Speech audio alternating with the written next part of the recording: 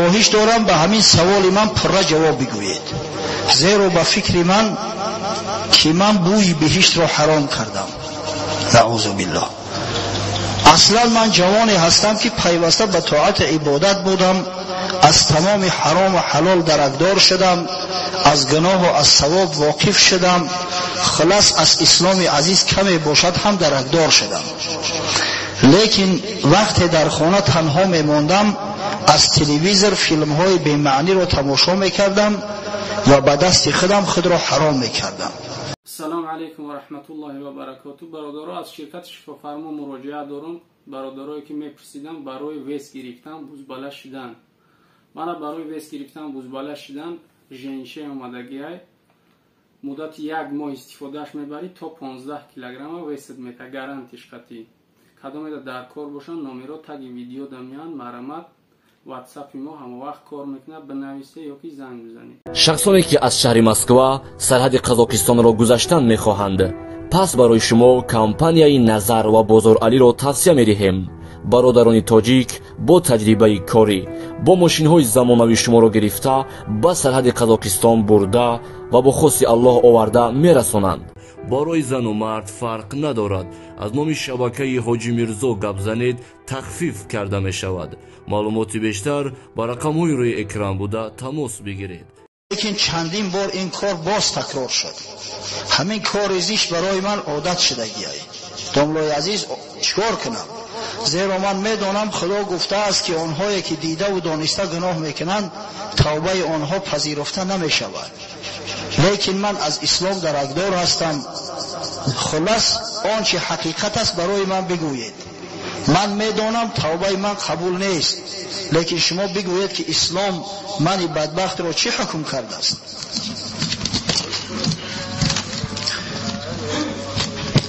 به خدا قسم از خدا و از عذاب دوزخ میترسم، لیکن نمیدانم از این بلا چگونه خلاص شوم. به نهایت از دخترهای لوچ چشمم را کنده نمیتوانم. دلم نمیخواهد، لیکن چگونه چشمم را دور گریزانم نمیدانم. خواهش دارم به این سوالم مفصلا جواب گویید. حتی برادر نوشته است که 30 دقیقه را در همین صرف کنید. دقیقه همون هم تعیین کرده است برادر عزیز. خب برای من مفید باشد این بهتر است از دنیا و آنچه در دنیاست. داملا خواهش میکنم سوال من رو به جواب نگذارید، زیرا به صبرانه انتظار هستم. من دانشجو هستم، اجاره نشین. حتی برادر نامشم نوشته است اما من نامش نمیخوانم. خب بسیار موضوع مهم، بسیار یک موضوع حل طلب، خاصتا از برای جوانایی که مجرد هستند. اولا موضوع تماشا کردن زنهای لچ و برهنه، خواه فیلم باشد خواه صورت عکس باشد، چه حکم دارد؟ ثانیاً استمناء، یعنی به دست خود را حرام کردن، همچنانه که این برادر در مکتوبش نوشته است و این را در شریعت با نام استمناء یاد میکنن. اصلا در علم طب با نام انانیزم یا ماستورباسیون یاد می شود. که حکم ای در اسلام چی است؟ مرتکبش چی گناه و چی جرمی میگیرد؟ انشاءالله مفصلا صحبت بکنیم. خداوند متعال در قرآن عظیم شان به بندگان خاصه خیش، یعنی به مسلمانان، به کسانی که ایمان به خدای بزرگ و ایمان به جمیع پیغمبران خداوند و جمیع کتابهاش و جمیع ملائکهاش و به روز آخرت و به زنده گردانیدن بعد میرانیدن ایمان و اعتقاد دارند، با صیغه امر فرمان میدهد ولا تقربوا الزنا انه کان فاحشة و ساء سبیلا. ای مسلمانان به زنا نزدیک نشوید. وقتی که گفت ولا تقربوا الزنا یعنی که نه فقط به زنا بلکه به دواعی زنا، به هر عملی که شخص به زنا میکشد نزدیکی نجوید. انه کان فاحشة، با درستی که این زنا یک امر فاحشه است، یک چیزی بد است، فاسد است و ساء سبیل و بد راه است. همین سخنی بزرگی که خداوند ذکر کرده ساء سبیل یعنی بد راه است، در ضمن این تمام اشیاء داخل می شود، هم شرمندگی و خجالت دنیوی، هم عذاب و عقوبت اخروی، هم بیماری های شفا نیابنده که امروز جامعه را فرا گرفته است، هم بیماری هایی که سببگار شرمندگی و خجالت یک خانواده می گردند، هم فسق و فسادی که جامعه اسلامی را گرفته است، هم بی غیرتی و بی حمیتی که امروز بالای مسلمانان بار شده است. جرأتی از خود دفاع کردن ندارند، غیرتی از خانواده خیش دفاع کردن ندارند. همه در زیر همین ساء سبیلا داخل است. خب مسئله نظر حرام حکمش چیست؟ خدای تعالی در سوره نور در ضمن آیه های 30 و 31 هم به مردای مسلمان مراجعت میکند، هم به زنهای مسلمان.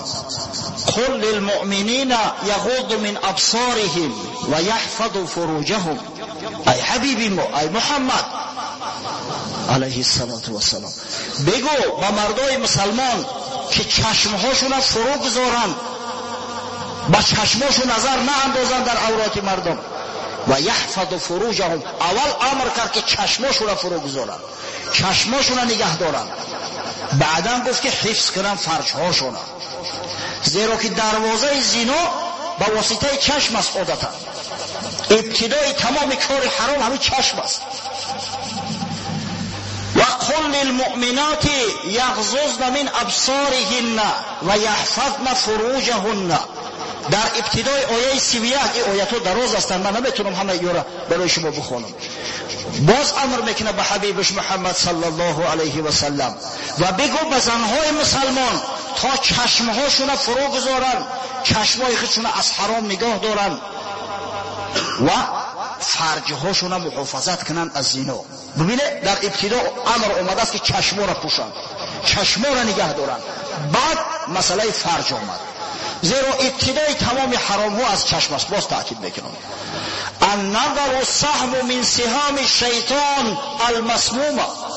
پیغمبر خدا صلی الله علیه و سلم میفرماید که همین نظری به شهوت یک تیر از تیرهای شیطان است که زهرناک است، در آدم اصابت میکند، اثرش در وجود انسان در حال می نشیند و با چشم به عورات مردم نگاه کردن، با جاهایی که ای نظر شریعت ممکن است نظر کردن، وقتی تو نظر می اندازی زینای چشم میکنی، همین هم زینا حساب میخورد، زینای چشم گفته می شود.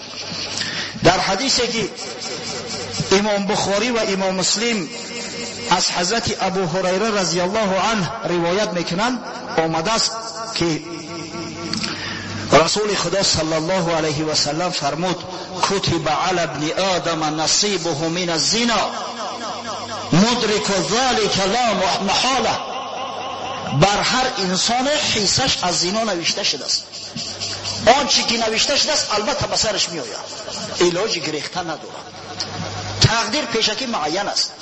فالعینان زناهما النظر. پیغمبر میگه پس همین دو چشم از زیناش نظر حرام است. وقتی که نظر حرام انداختی و به شهوت انداختی تو به چشمای خودت گویا زینا کردی. والاذنان زناهما الاستماع. دو گوش از زینا شنیدن سخنهای قبیح، سخنهای نالایق ناشایسته. واللسان زناه الکلام. زینای زبان کلام است، سخن فحش فاحشی، حرامگویی، انمو گپی که به دخترها میتین گمان میکنه این حظ و شوخی است، این حظ و شوخی نیست، این زینای زبان است. صاحب این را فرد روز قیامت از زبانش آویزان میکنه. والید زیناه البطش. زینای دست انمو لمس کردن است، گرفتن است. دست یک زنی بیگانه را وقتی که به دست میقپی میتکیش، همین زینای دست است، دستی تو گویا زینا کرده است. و ریجل زیناه الخطا. زینای دو پا حرکت کردن است به جای حرام، به موضع حرام. خواه تو دیسک کلوب میرای، خواه دیسکتیک میرای، خواه قور بلا میرای، رستوران میرای، وقتی که به همه پاها به مکان زنا رفتی، به مکان حرام رفتی، تو به پاهات گویا زنا کرده ای. البته سزای عملت میبینی. بابای ملا بدلو این طرف در جو هسته مرحمت که ایسه بگذار هم بینی صفحه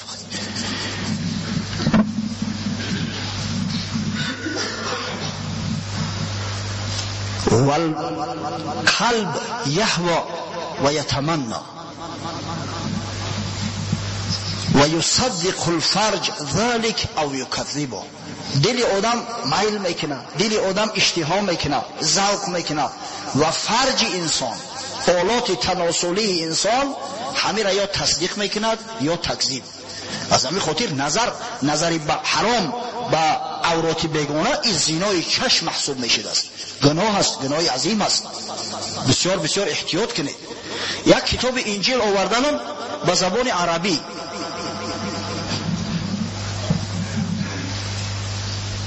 همون نصرانی های عرب که انجیل خواستیان ترجمه کنند، این بدبختا میدونن که زبان قرآن چقدر شیرین است، چقدر گواراست. حتی در بعضی جاها از بحر ترجمه تحت لفظی گذاشتیان، آیات های قرآن پره و مکمل آوردیان در انجیل شون، زیرا هیچ سخن جای سخن خدا را گرفته نمیتونه. میدونن که قرآن چقدر شیرین است، چقدر لذیذ است. این بدگهرها وقتی که گرفتم با قرآن روسی مقایسهش کردم، بعضا حتی که تماما تفاوت دارد سخنی که در انجیل عربی اومده است از سخنی که در انجیل روسی است. زیرا آیات قرآن آوردن در اونجا تا اینکه ذوق مردم بیشتر شود و مردم زیادتر میل کنند به خواندنش. و همونجا باید چیزی جالب چشمم افتید.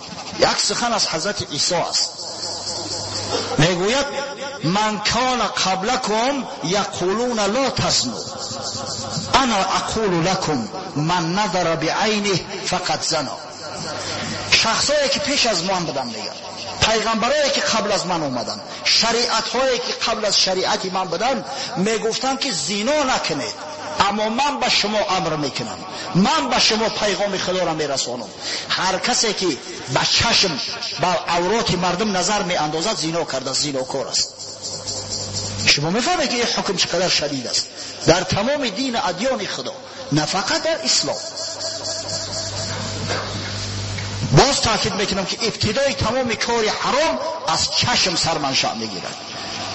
از همین خاطر بعضی‌ها میگن چشم دریا است، ناخواست چشمت میافتد. بله، ناخواست که چشمت افتید استغفرالله کنه، چشمت پوش.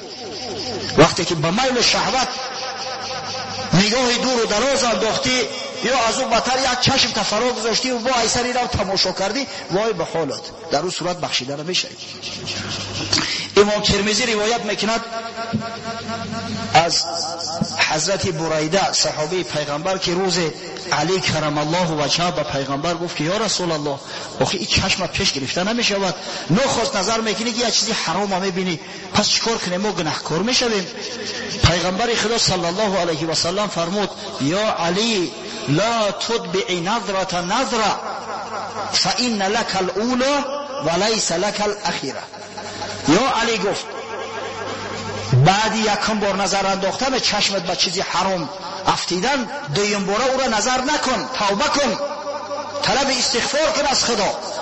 بار اول نظر انداختنت که ناخواست شد برای تو بخشیده می شود، اما وقتی که بار دوم نظر انداختی یا وقتی که چشم تا کنده نتونستی و به میل و به رغبت که تماشا کردی، این همچه گناه در نامه اعمالت ثبت می‌گردد.